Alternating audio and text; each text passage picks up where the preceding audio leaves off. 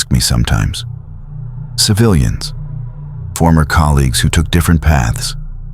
Even my daughter once, before I stopped speaking about those years entirely. They want to know what it was like. They imagine grandeur, I think. The massive wedge-shaped silhouette cutting through star fields. The precision of white-armored ranks. Perhaps they imagine glory. The rebellion crushed, order restored, the galaxy finally at peace under benevolent rule. Or perhaps they imagine pure evil, that cartoonish villainy the New Republic's historians have painted across every Imperial who ever drew breath. Neither is correct. Neither even approaches the texture of the truth. What was it like to serve on an Imperial-Class star destroyer? It was like living inside a machine that was also a god, that was also a tomb. It was discovering that you could be reduced to a component, that everything you believed about your own interiority, your hopes, your fears, your midnight thoughts, meant nothing against the calculus of operational efficiency.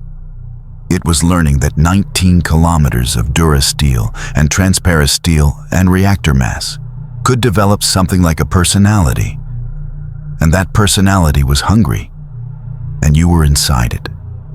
And it was moving through the black between stars, and there was nowhere else to go. I will try to tell you. I owe someone that much. Perhaps myself. Perhaps the men I failed.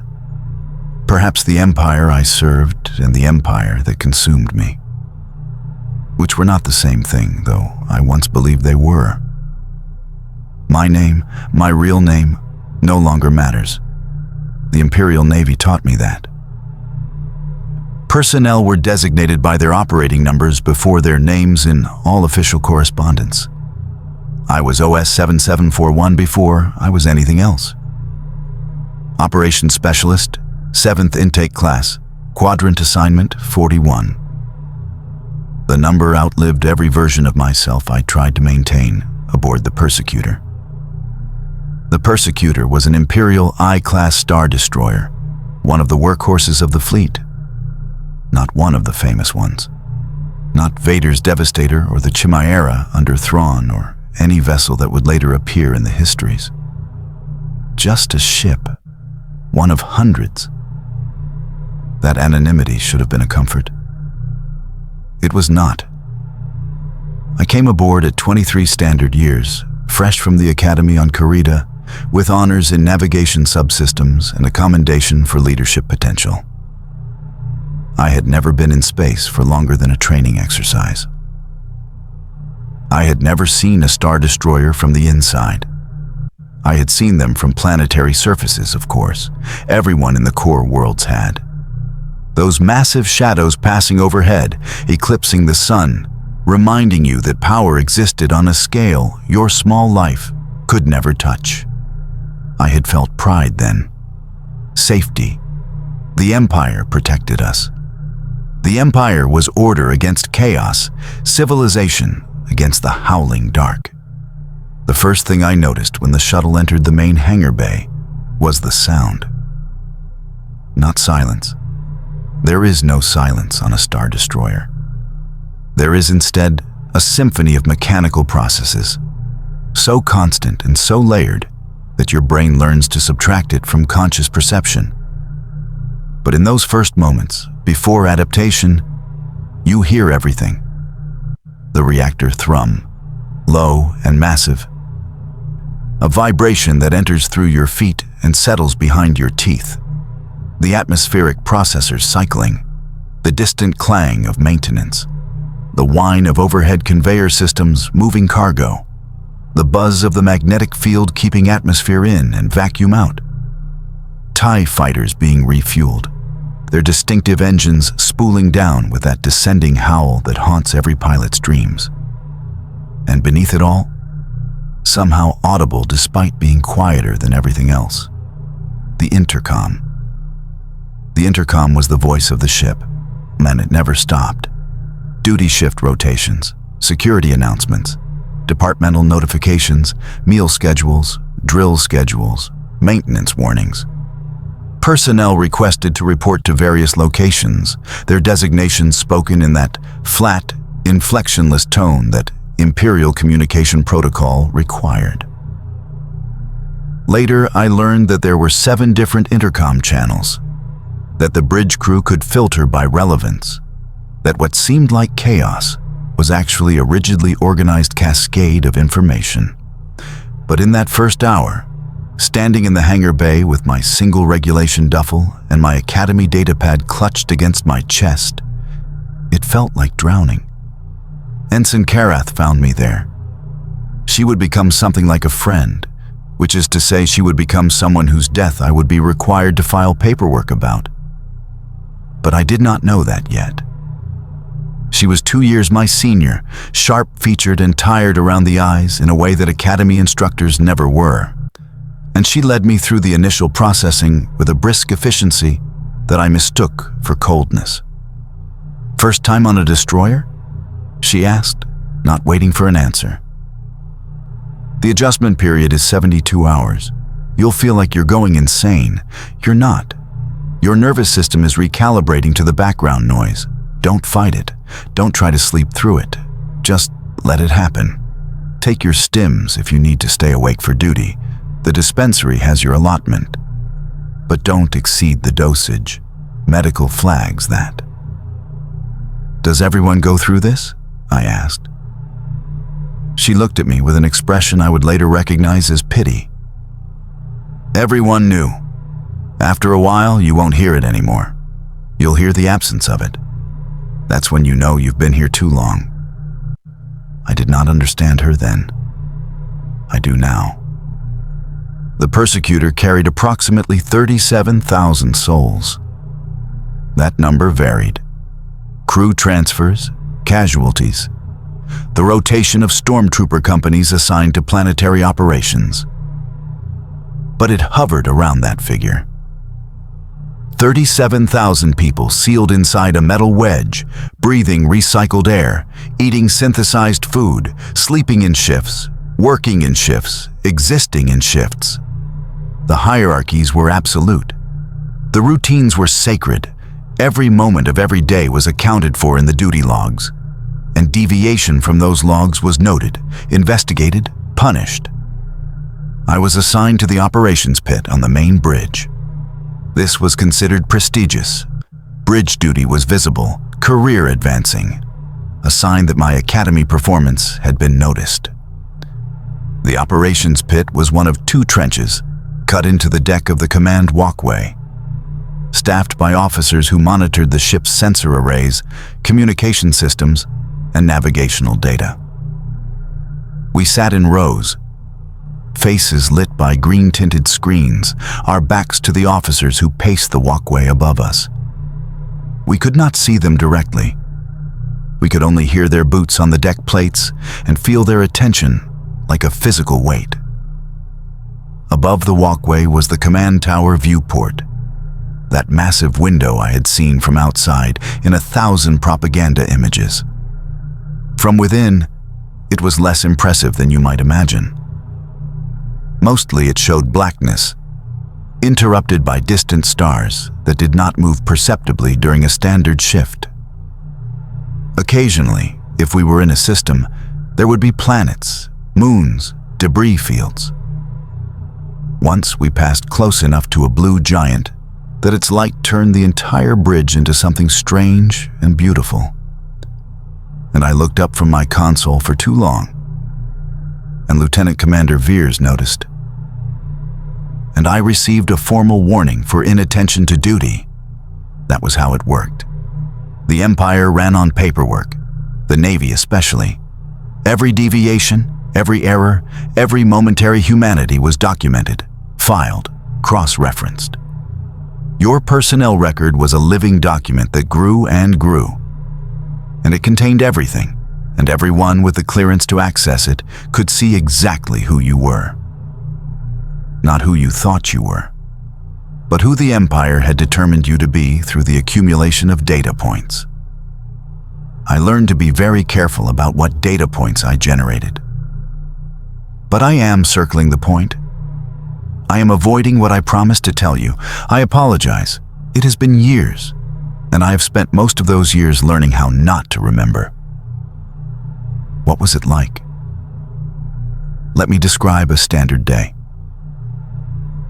You wake to an alarm that you do not hear because you have long since trained yourself to anticipate it and surface from sleep 5 minutes before it sounds. Your quarters, shared with 3 other junior officers in a space roughly 4 meters by 3, are already stirring. Someone is in the shared refresher. Someone else is pulling on their uniform in the dark because the lights are still at night cycle dimness, and courtesy demands you don't activate your personal illumination. You dress by feel. You have done this 1,000 times. Your uniform is always in the same position because regulations require it and because the random inspections catch those who deviate. The uniform itself is designed to erase you. Gray-green fabric, cut to standard Imperial specifications. Differentiated only by the rank plaque on your chest and the code cylinders in your pocket that grant access to various ship systems. When you look in the mirror, a small mirror, shared, mounted above the refresher basin, you see an Imperial officer. You do not see yourself. This was deliberate, I realized later. This was the point.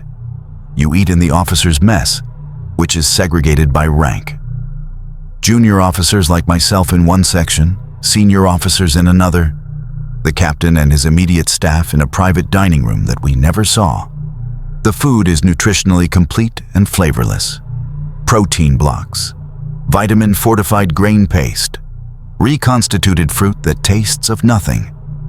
You eat quickly because your shift begins at a specific time and tardiness is documented. You do not speak much. Conversation is permitted but discouraged by the ambient noise and the general understanding that what you say may be remembered, reported, filed. Then you walk to your duty station. The corridors of a star destroyer are identical. Gray walls, gray floors, gray ceilings, lighting panels every 3 meters, blast doors at regular intervals, directional markings that assume you already know where you're going. The first month, I got lost constantly.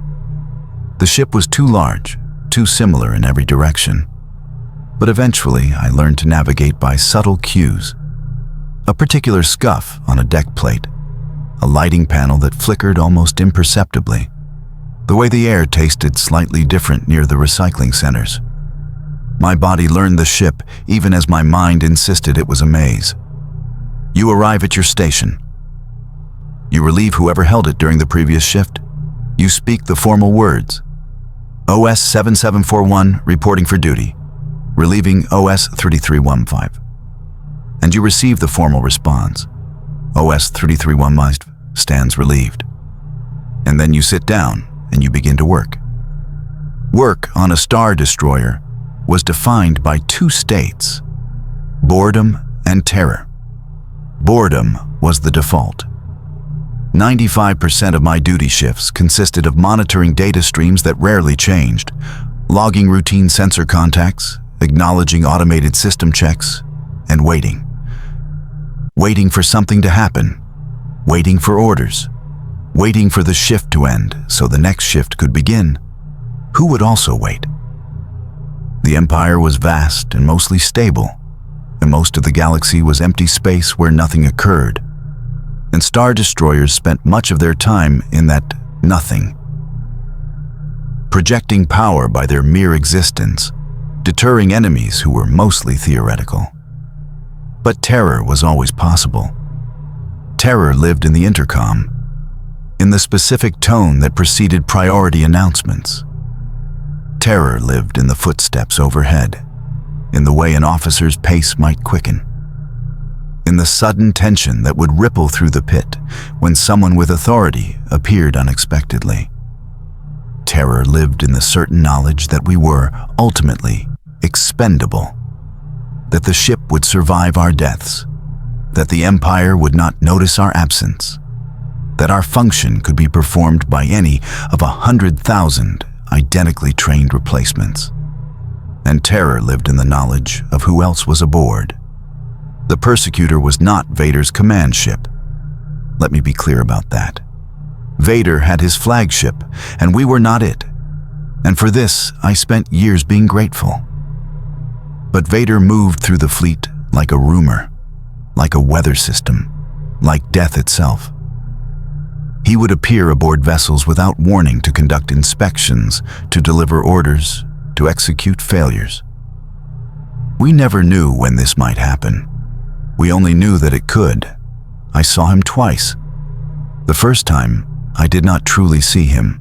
I saw the aftermath. We had emerged from hyperspace at the edge of a system, standard patrol procedure. And there was a delay in reporting the all clear, because one of the sensor officers had made an error, had misclassified a debris field as potential hostile contacts, and the captain had ordered a full combat alert that turned out to be unnecessary. This happened sometimes. Space was full of debris, and sensors were imperfect, and human judgment was fallible.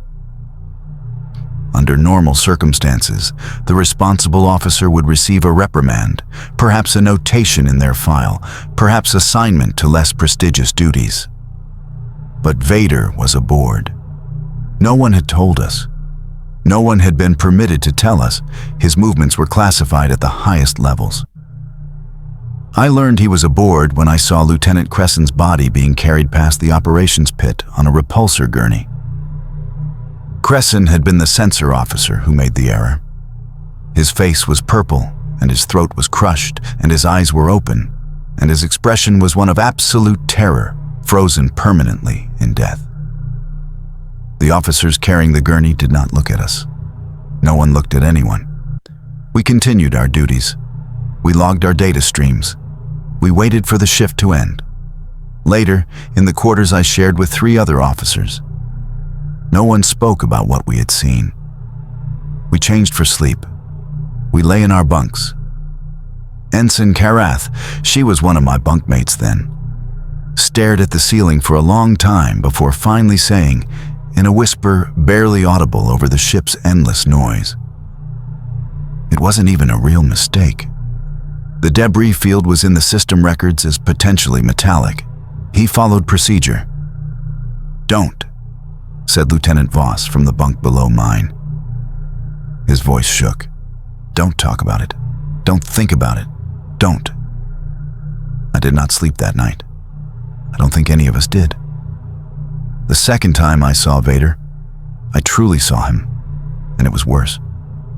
It was 11 months into my tour. We were engaged in actual combat, a rare event despite what the holodramas suggest. A rebel cell had attacked an Imperial supply depot in the Outer Rim, and the Persecutor was one of 3 star destroyers dispatched to destroy them. The battle itself was brief and one-sided. Our TIE squadrons overwhelmed their fighters, our turbo lasers reduced their frigate to slag, and within 40 minutes we were running search patterns for escape pods and survivors. I was at my station, logging contacts, coordinating with the search teams, when I became aware that the pit had gone completely silent. Not quiet, silent. The ambient sound was the same, but my fellow officers had stopped breathing audibly, had stopped shifting in their seats, had stopped being human beings, and had become statues. I looked up from my screen, and I saw why. He was on the command walkway, directly above us. I could see only his boots and the hem of his cape, black against the gray deck plates. But I knew. Everyone knew. The sound of his respirator filled the bridge, that rhythmic mechanical breathing that replaced all other sound, that became the only sound, that was the sound of death given audible form. He was speaking to Captain Nita. I could not hear the words. His vocoder was not raised. But I could see Nita's face.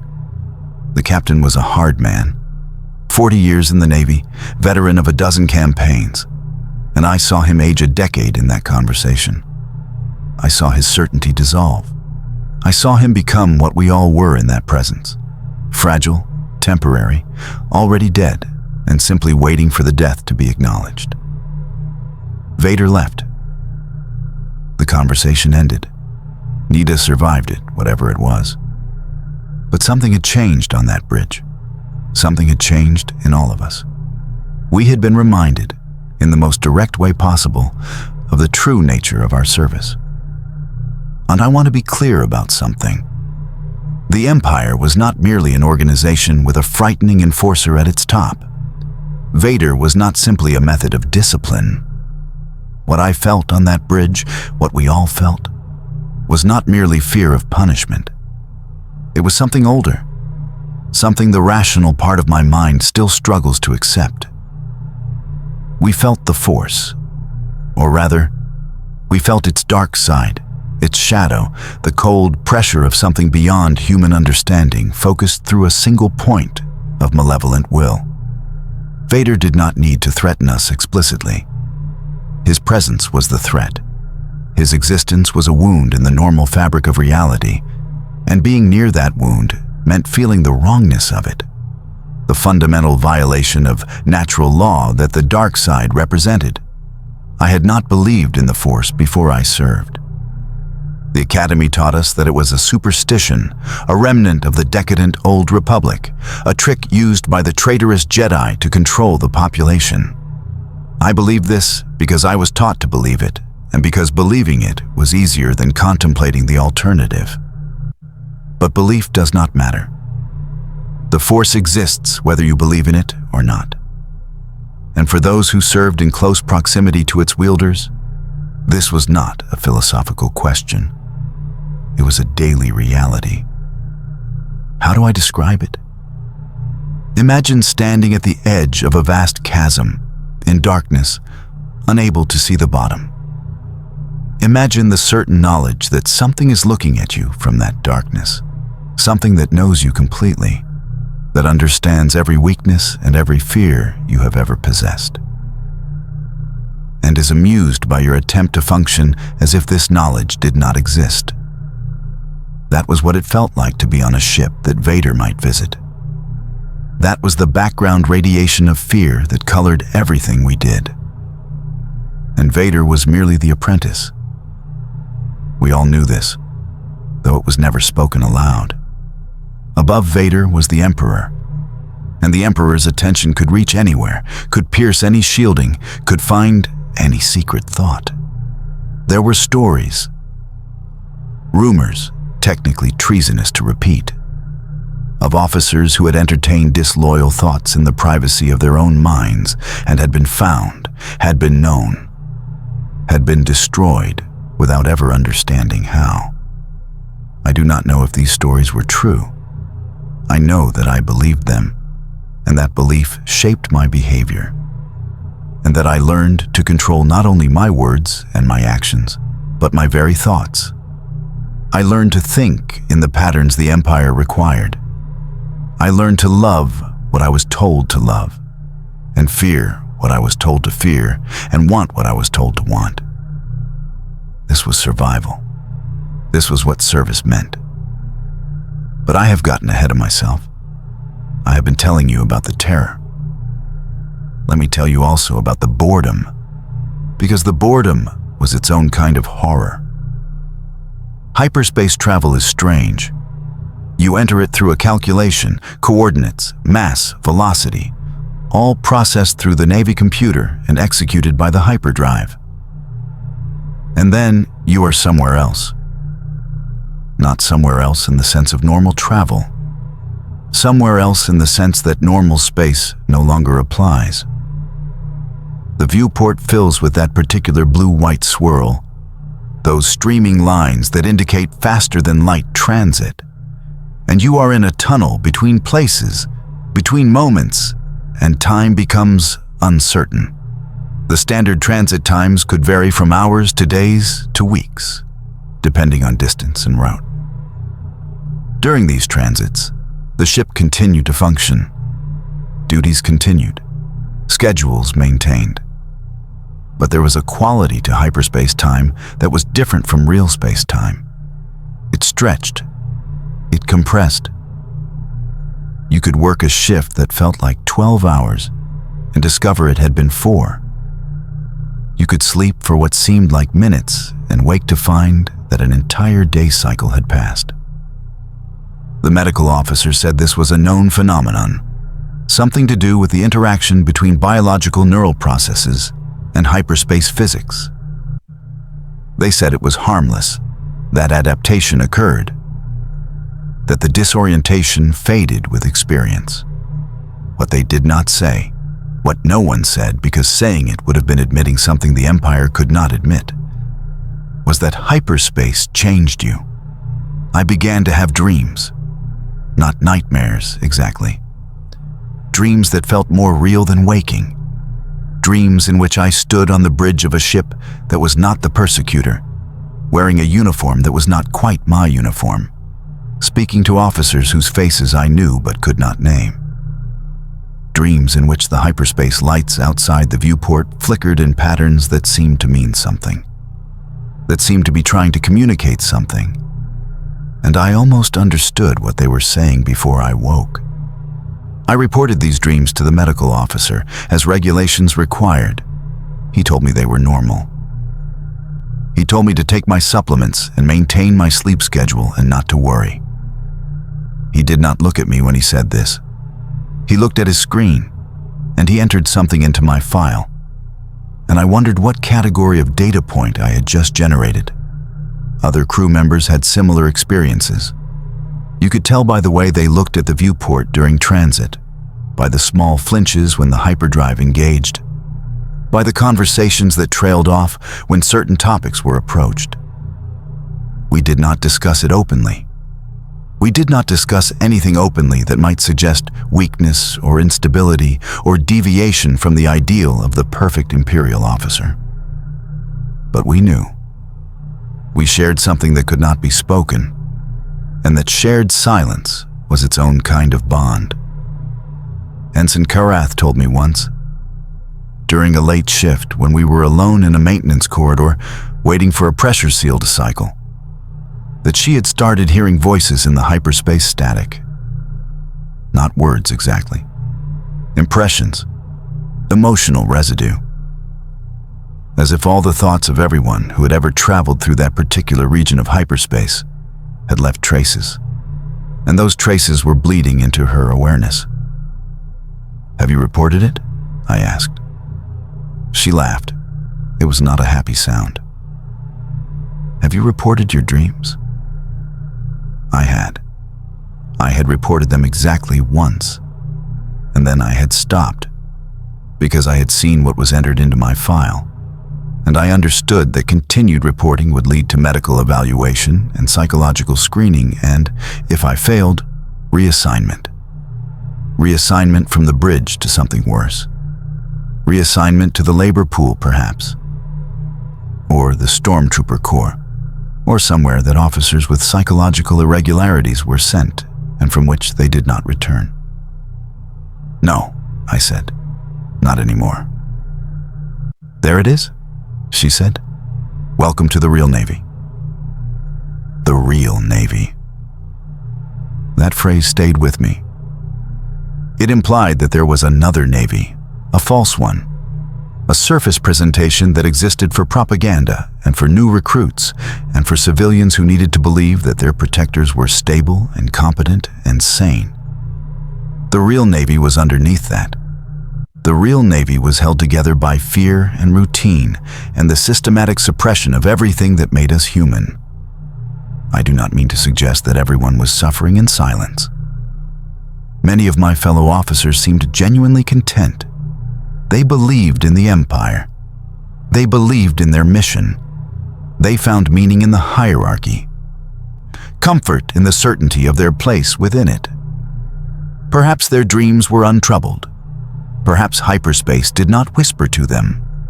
Perhaps they had achieved what the Academy trained us to achieve: the total integration of self into system, the dissolution of individual identity into collective function. I envied them. I tried to become them. For years, I tried. Let me tell you about the routines, because the routines were how we survived. Every morning, morning being defined by the ship's arbitrary day cycle, which had no relationship to any planet's rotation. The senior officers conducted a briefing in the main conference room adjacent to the bridge. Junior officers like myself did not attend, but we received the briefing summaries through our datapads. And we were expected to integrate the relevant information into our duty performance. These briefings followed a precise format: current position, current mission status, personnel matters, equipment status, intelligence updates, orders from Fleet Command. Any of these categories could contain information that would alter your entire understanding of your situation. But the format never changed, the tone never varied, the bureaucratic language never admitted urgency or emotion. I remember receiving the briefing summary on the day we were ordered to participate in the suppression of a civilian uprising on Raltier.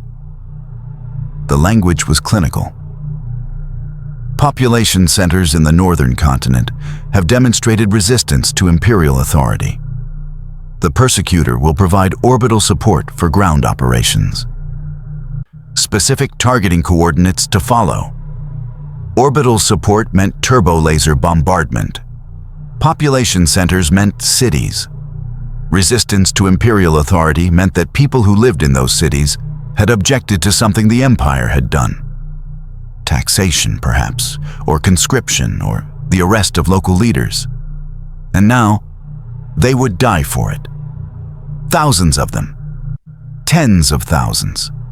Their deaths would be logged in our operation summaries as hostile contacts neutralized, and we would receive commendations for efficiency if our targeting was accurate.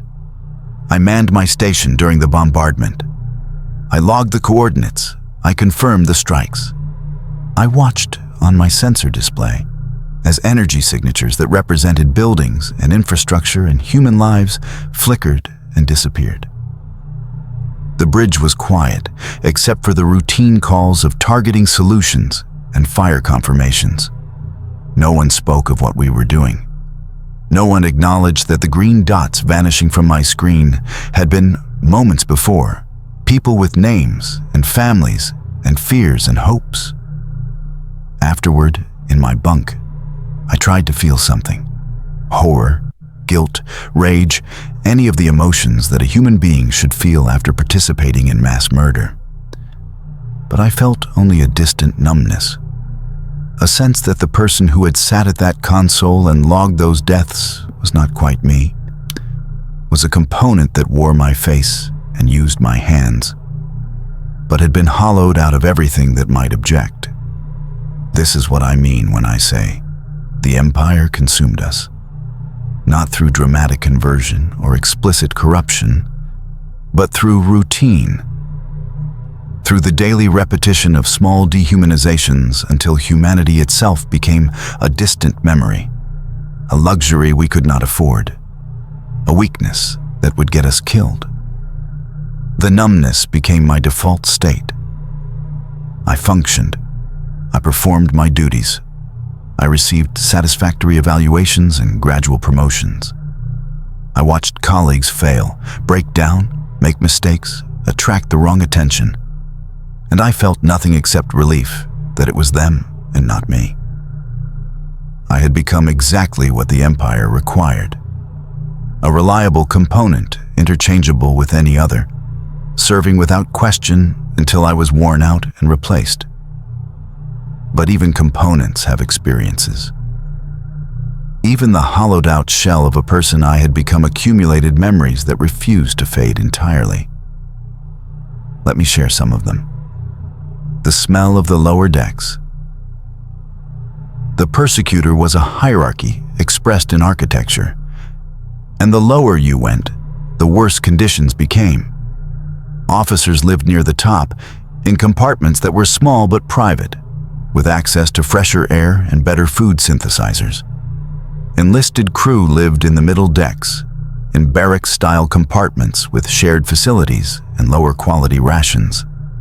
And below them, in the bowels of the ship, were the stormtrooper barracks, the labor pool quarters, the detention levels, The maintenance sections where human beings crawled through access tubes to repair systems that automated droids could not reach. I had to descend to the lower decks occasionally for inspections or to deliver orders or to witness disciplinary proceedings. The air down there was different. Thicker, warmer, tainted with the smell of too many bodies and not enough circulation. The people were different too. Hollow-eyed, slow-moving, marked by the particular exhaustion of those who labor endlessly without recognition or hope of advancement. They looked at my officer's uniform with expressions that mixed resentment and envy, and a bleak understanding that we were not, ultimately, so different, that I too was trapped, just in a more comfortable cell. The maintenance crews especially haunted me. Many of them were conscripts, pressed into service from conquered worlds, serving out terms that might extend for years or decades depending on Imperial needs. They worked in conditions that would be considered inhumane by any civilian standard. Extreme temperatures, toxic atmospheres, radiation exposure. And they died at rates that were considered acceptable for operational requirements. Their bodies were recycled for organic components. Their names were deleted from the records. They had never existed except as labor units. And when they ceased to function, they ceased entirely. I saw a maintenance worker once, emerging from an access hatch near the secondary reactor. She was young, younger than me, and her face was burned, half melted by what must have been a plasma leak. She was walking somehow toward the medical bay, and the crew members she passed did not look at her, did not help her, did not acknowledge her existence.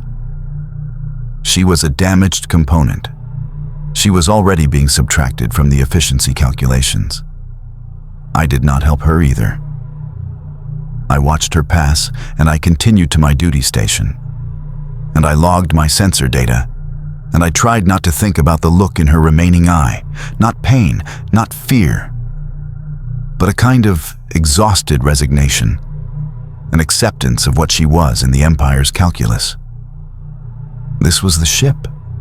This was service. This was what it was like. But there were other experiences that complicated the narrative of pure dehumanization. There were moments of connection, of something like friendship or even joy, that existed in the margins of the system. I mentioned Ensign Karath. Over the months and years, she became the closest thing I had to a friend aboard. We worked adjacent stations on the bridge. We shared quarters. We developed a private language of glances and small gestures that communicated what we could not say aloud. When she received news of her brother's death, killed in a rebel ambush on Scarif, she learned later. I was the one who sat with her in the maintenance corridor while she cried, making sure no one else saw, timing our return to quarters to avoid questions. There was also Lieutenant Commander Hask, my direct superior, who was by official measures a perfect Imperial officer, efficient, demanding, utterly loyal, but who also, very occasionally, demonstrated something like humanity. Once, after a particularly brutal discipline proceeding in which an enlisted man was executed for desertion, Hask kept me after shift and said quietly, "You looked affected. Don't. It doesn't help him. It doesn't help you. The only thing that helps is doing your job well enough that you never give them a reason." I understood what he was telling me. He was telling me that he too felt something.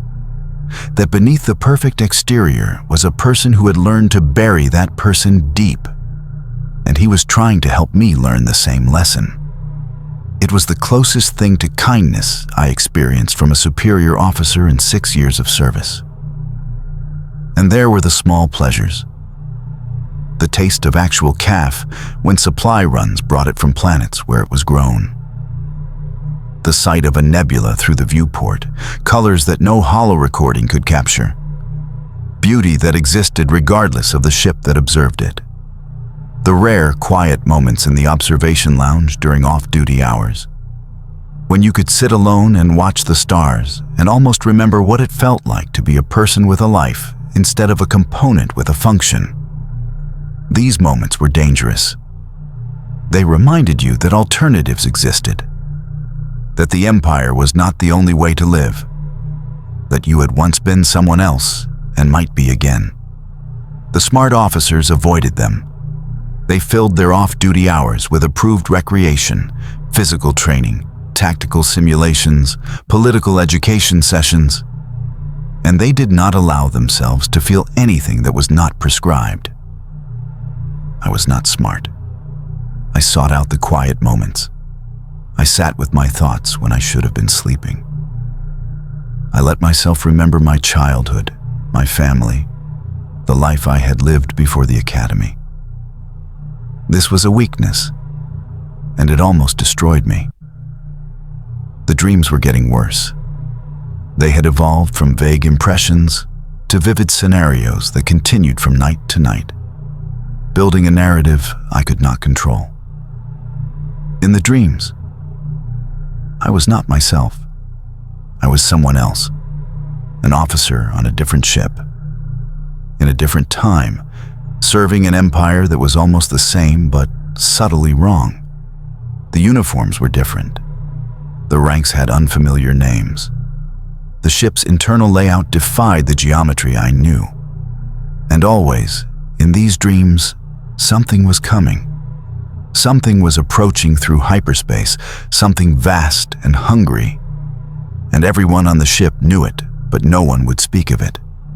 And we continued our duties while the dread built and built. I stopped sleeping. I used my stim allotment to stay awake through duty shifts, then used sedatives from the black market. Yes, there was a black market aboard. There is always a black market. To force unconsciousness when I absolutely had to rest. The sedatives produced a different kind of sleep, deeper and darker, without dreams. I convinced myself this was sustainable. It was not. The breakdown came during a hyperspace transit to the outer rim. I was at my station, monitoring sensor feeds that showed nothing because we were in hyperspace, and there was nothing to show. And I looked up at the viewport, and I saw the streaming lights, and they were wrong. They were moving in patterns. They were spelling something. A message, a warning, a name that I almost recognized. I must have made a sound, because Karath was suddenly beside me, her hand on my shoulder, her voice low and urgent. OS 7741. Focus. Look at your screen. Look at your screen. But I couldn't. I couldn't look away from the viewport. The patterns were becoming clearer. The message was almost legible. If I could just focus, if I could just understand, I would know something important. Something that the Empire had hidden. Something that explained everything.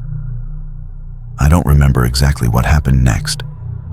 I have fragmentary impressions, alarms, hands restraining me, the sting of a sedative injector against my neck, and then I woke up in the medical bay, strapped to a diagnostic bed, with a medical officer I didn't recognize looking at my chart with an expression of clinical concern. OS 7741, she said. You experienced a hyperspace-induced dissociative episode. This is a known phenomenon. It is treatable. I tried to respond, but my mouth wouldn't form words. You will remain in medical observation for 72 hours. After that, you will undergo a psychological evaluation. The outcome of this evaluation will determine your continued fitness for bridge duty. She paused, and her expression shifted almost imperceptibly, a flicker of something that might have been sympathy. I recommend that you answer all questions honestly and directly. The evaluation is designed to help you. I knew what that meant. Everyone knew. The evaluations were designed to identify personnel who were no longer reliable, who might constitute a threat to operational security, who had deviated too far from the acceptable psychological baseline. The help they offered was reassignment, reconditioning, in extreme cases, termination. The 72 hours in medical were the longest of my life. I lay in the diagnostic bed, staring at the ceiling, listening to the ship's constant noise, waiting for the evaluation that would determine whether I continued to exist. Karath visited once. She stood at the foot of my bed and looked at me with an expression I couldn't read. "The official report says sensor console malfunction," she said. Lieutenant Commander Hask filed it himself. There's no record of anything else. I understood. Hask had protected me. He had falsified the report, risked his own position, committed an offense that could have ended his career if discovered. I didn't know why. I still don't know. Not really. Perhaps he saw something in me that he recognized. Perhaps it was just a random act of kindness in a system designed to eliminate kindness. "Thank you," I whispered. "Tell him, don't," she said. "Don't thank anyone. Don't acknowledge it. Just pass the evaluation and get back to duty. That's how you thank him." I passed the evaluation. I don't know how. I answered the questions in the way I thought a stable, loyal Imperial officer would answer them. I suppressed every true response and produced the expected false ones. The evaluator either believed me or chose to believe me. Perhaps Hask's influence extended further than I knew. And I was returned to duty with a notation in my file about temporary stress-induced disorientation. The dreams did not stop, but I learned to contain them. I developed techniques: mental compartmentalization, memory suppression, the deliberate construction of an internal narrative that contradicted what I experienced. I became, in effect, two people. The officer who performed his duties and believed the acceptable things, and the hidden self who experienced the unacceptable things and spoke of them to no one. This is how you survive. This is what service requires. Years passed. The war intensified. The rebellion grew bolder. The Death Star was destroyed at Yavin. We received the news through official channels, sanitized and spun. But we knew the truth because the Navy was suddenly terrified. Because Vader was hunting someone with a ferocity that suggested personal investment. Because the sense of invincibility that had characterized Imperial service was suddenly gone. After Yavin, things changed. The patrols became more frequent, the missions more desperate. We hunted rebels through every sector. We conducted searches and interrogations and executions. We did things that I will not describe because describing them would require me to acknowledge that I participated. And there are limits to what I can acknowledge even now, years later, in what is supposed to be a confession. Karath died during this period. It was not dramatic. There was no heroic sacrifice, no meaningful last words. A rebel raid on a convoy we were escorting. One of their corvettes made a suicide run at our shield generators. Secondary explosions through Deck 14. Damage reports listing the dead. Her designation among them. I found out during a routine briefing summary. I was expected back at my station immediately afterward. I returned to my station and I logged the sensor data from the battle. And I did not cry because crying was impossible. Because the hollow place where my emotions should have been had no tears to give. I filed the paperwork. That was my duty. That was what she had been reduced to. Paperwork. The war continued. Hoth. The pursuit of the rebel fleet. Vader's obsession with a pilot named Skywalker. I was promoted. Transferred. Promoted again. I served on 3 different Star Destroyers over the following years, all of them the same, all of them that humming gray tomb in which I had learned to be nothing. And then Endor? I was not at Endor. The Persecutor had been destroyed by that point. Reactor failure during an engagement in the Outer Rim, all hands lost. And I had been reassigned to a support vessel in the core, far from the decisive battle. I learned of the Emperor's death through official channels, and then through the chaos that followed, and then through the unraveling of everything I had known. The Empire did not fall all at once. It fragmented, fought itself, clung to power in sectors where power could still be clung to. I served through the fragmentation. I served under warlords who claimed the Emperor's authority and admirals who claimed nothing at all except the ability to maintain control of their ships. I continued to perform my duties because I did not know how to do anything else, because the hollow place inside me had no room for alternatives, because I had been a component for so long that I had forgotten how to be a person. Eventually, I stopped serving. I do not remember the exact moment of decision. There was a battle, or perhaps several battles. There was a surrender, or perhaps an escape. The details have blurred. What remains is the memory of standing on a planet's surface for the first time in years, breathing air that had not been recycled through a Star Destroyer's atmospheric processors, and feeling the sunlight on my face, and thinking, I am still here. Somehow. After everything, I am still here. The adjustment was difficult. I will not pretend otherwise.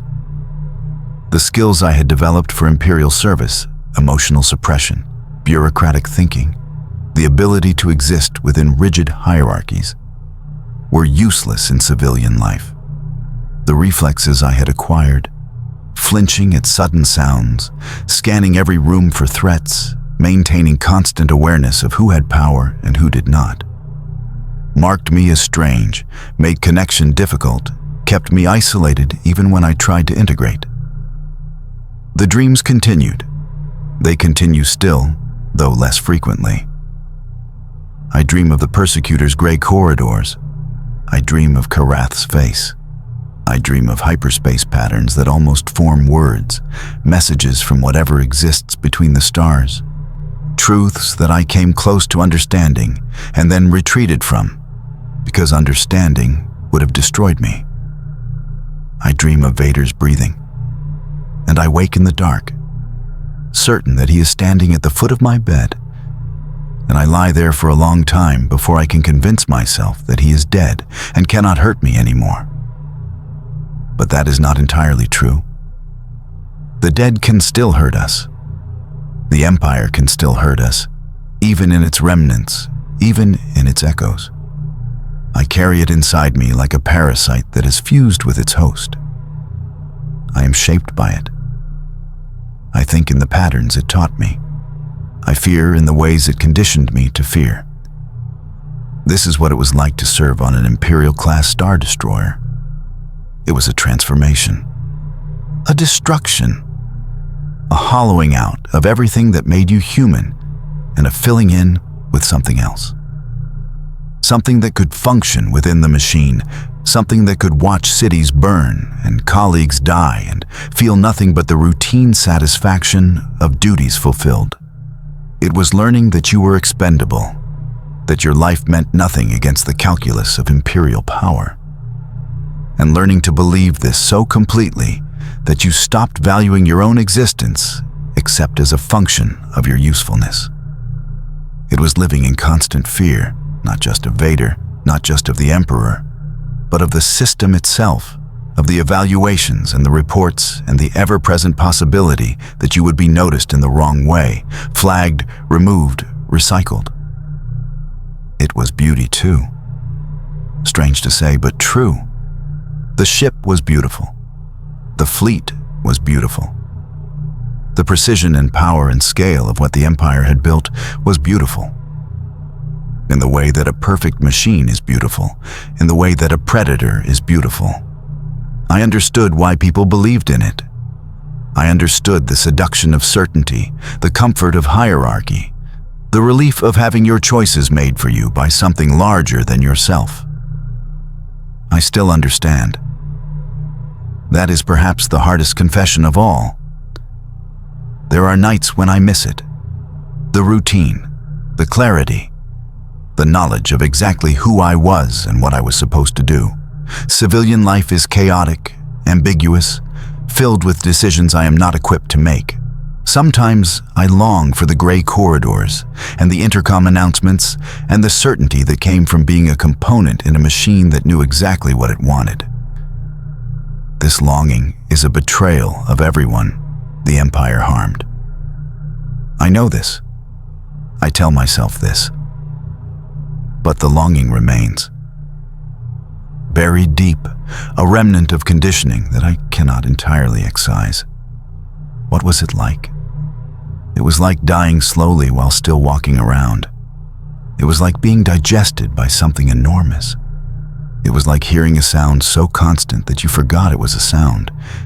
And then, years later, noticing the silence and feeling lost without the noise you had grown to hate. It was gray. It was cold. It was the smell of recycled air, and the taste of nutrient paste, and the feel of deck plates vibrating beneath your feet with the power of reactors that could destroy worlds. It was watching the stars through a viewport and knowing that you were a very small thing in a very large universe, and that the Empire had built itself specifically to make you feel smaller, to reduce you to a function, to eliminate the inconvenience of your individual existence. It was surviving. It was the specific form of survival that requires you to stop being yourself and become something else. Something compatible with survival. Something that can exist in conditions that would kill anything that remained human. I survived. That is what I tell myself.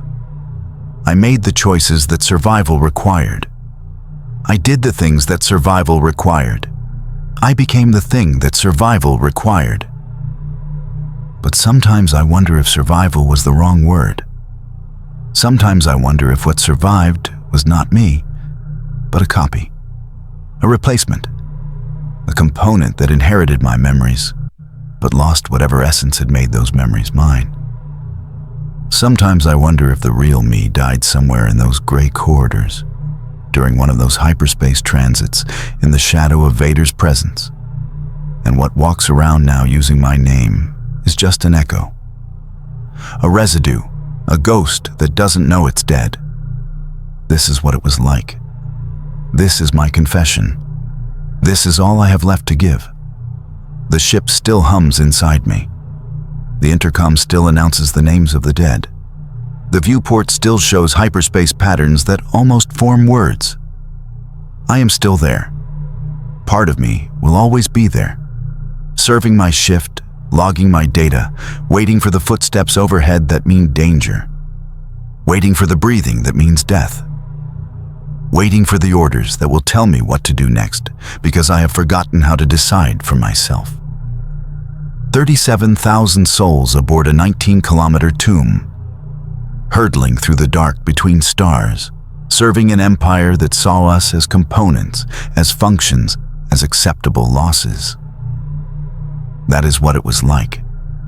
That is what it is still like, inside me, where the ship still flies and the war never ended, and I am still OS 7741, Operation Specialist, 7th Intake Class, Quadrant Assignment 41, relieving and being relieved, shift after shift after shift, forever.